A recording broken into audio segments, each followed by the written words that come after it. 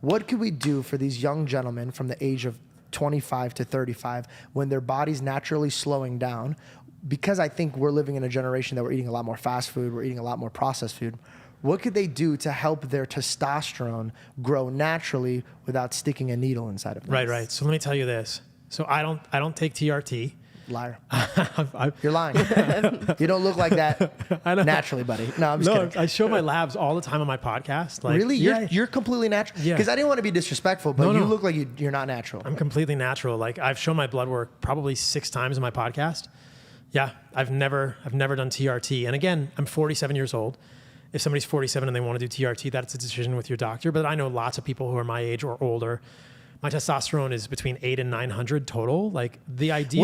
What's the regular and what's the when it's not looking good? And how does a man test this type of stuff? Just a blood test.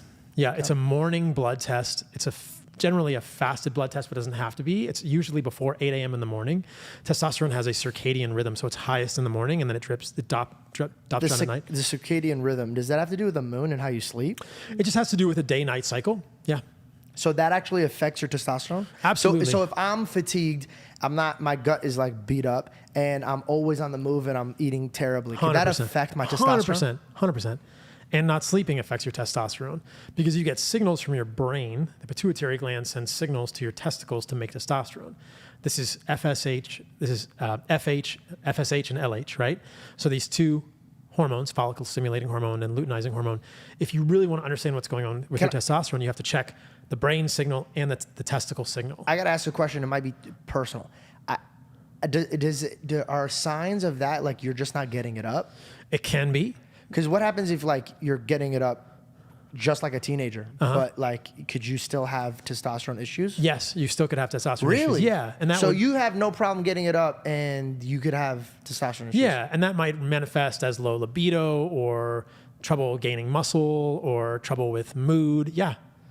But generally when people have declining testosterone, they will notice lower libido or some erectile dysfunction at some level, but not necessarily. Okay, cool. I just wanted to know about that. Yeah. So, but yeah, it's interesting because I just want to note that like your testosterone doesn't necessarily decline when you're over 25 or over 35 or even over 45 as a man if you're careful about the way you live your life. Yeah. So that the pillars of testosterone are good sleep, like really solid sleep. You have to sleep well to have testosterone. I think you have to avoid all of the endocrine disruptors in our world. And then I think you have to give your body the nutrients it needs and give it a signal of abundance. So when I was keto, when I was carnivore, my testosterone went from 800 to around 500. And is 500 good? 500 is still within the reference range, but it declined. I mean, my testosterone declined pretty significantly. And what do you think was the lead cause of that? I think when you don't give your body carbohydrates, and again, not all carbohydrates are great for humans, carbohydrates are a signal of abundance for us as humans. You think about this evolutionarily or historically, right? In the past, if we are in tribes, when you have fruit is in season, when you have honey and these kind of things, you think this is calories. This is a signal of abundance for humans, and this is our time to breed. This is our time to be fertile. When we don't have those things, it's probably winter or we're starving or we're not in a place of abundance. So we need enough calories and we need to have carbohydrates. I mean, if you don't have carbohydrates, testosterone generally declines. So aside from fruit and honey, what are some other good carbohydrates to eat? Okay, great question. So fruit and honey are my main carbohydrates. I also do squash, which is a fruit. That's just what works for me on this animal-based diet template. But milk has carbohydrates. I think sweet potatoes are kind of in the middle. They're probably the most tolerated carbohydrate outside of fruit and honey for people. So tubers can work, although white potatoes are a nightshade. So some people have immune reactions to white potatoes. But if you can do white potatoes, that's great. I think that if you go from there, that's where I would pause. Before you start eating grains for carbohydrates, understand how that affects you as a human. Some people can eat oatmeal and not have issues. We talked about the wheat and the gluten and stuff, but I think that not doing grain-based carbohydrates is better. So tubers, fruit, honey, those would be the main things. But also remember, like I said, that squash is a fruit. I want to take a page back because I know there's some gentleman out there that's listening and he doesn't have testosterone. Mm-hmm. So, well, first of all, what are like the first indications that you have low testosterone besides getting tested? And then 2, say they did get tested, what do they do to build it back up? Right. So again, we talked about low libido, erectile dysfunction, probably depression, lack of motivation, trouble gaining muscle mass. Those are probably the biggest ones for low testosterone. I feel like that's what everybody nowadays complains about. But is that lack of not moving around? It could be that also, right? So you say you go to get a test and your testosterone is low. And let's just define low as like anything less than 400 to 500 on your total testosterone. And where do you want the number to be? I mean, it should be probably 600, 700, 800 to be really fully, everyone's going to be a little different. And it also depends on your androgen receptors. So you have a hormone and then you have the receptors that receive it that transmit the signal into the body. So there's receptors and then there's hormones. And we can talk about androgen receptors also. But how do you build it back up? You really overhaul your life, which is hard. But I think when it comes to testosterone, for most of us men, there's not much more important than like how we feel, our strength, our mental clarity, our recovery, libido, and sexual function. That's a big deal for men. That gets attention of any man if you're talking about that. So I think most men are willing to go to pretty great lengths to improve their testosterone. You start with the quality of your diet and the quality of your sleep. Those are the two biggest things. And the sleep quality is just sleep enough, sleep 7 to 8 hours a night, try and go to sleep at the same time every night. Like sleep is... What happens if you travel a lot? You have to just navigate it as best you can. Does it matter how late you go to bed?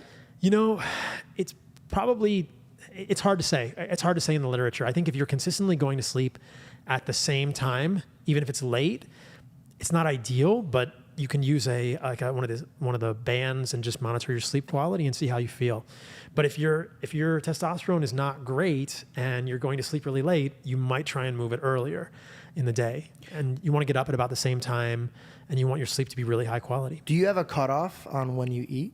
Like, I have to be done by here. Only in terms of my last meal of the day, like the biggest meal, because I don't want to be fully digesting when I go to sleep. And is that bad for you to do that? It's just hard to sleep. I think your body's doing too many things at once, right? And I think a lot of people see this. I don't use a sleep monitor. It's just too many things. I can kind of tell how I sleep when I wake up in the morning.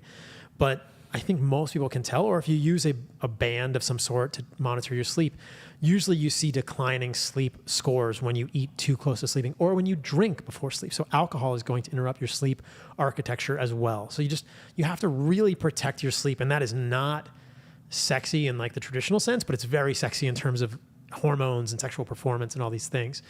So yeah, I try to stop eating maybe 2 hours before I go to sleep with like the big meal, but I don't stress the idea of intermittent fasting or feeding windows. I don't worry about that so much. I literally will sit him down around 2 o'clock and we'll have steak and rice and meat.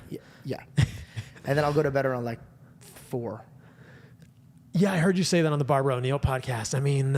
it's so funny. He texted my team. He goes, I know George is going to sleep in today. I was like, all right, this is getting bad. I got to fix this. I knew you were traveling. I knew you go to sleep at 4 a.m. because I heard it on the podcast. We just travel so much that like I feel like my brain went to like, I don't give a shit when I sleep or wake up as long as my work is done and I'm prepared and all that stuff. But I'm starting to realize that it's chipping away, and I'm in my early 30s and I feel like I'm 50, bro. Like I'm exhausted. Well, I heard you say on the podcast with Barbara O'Neill, that's interesting. That's good that you're honest with yourself about being exhausted.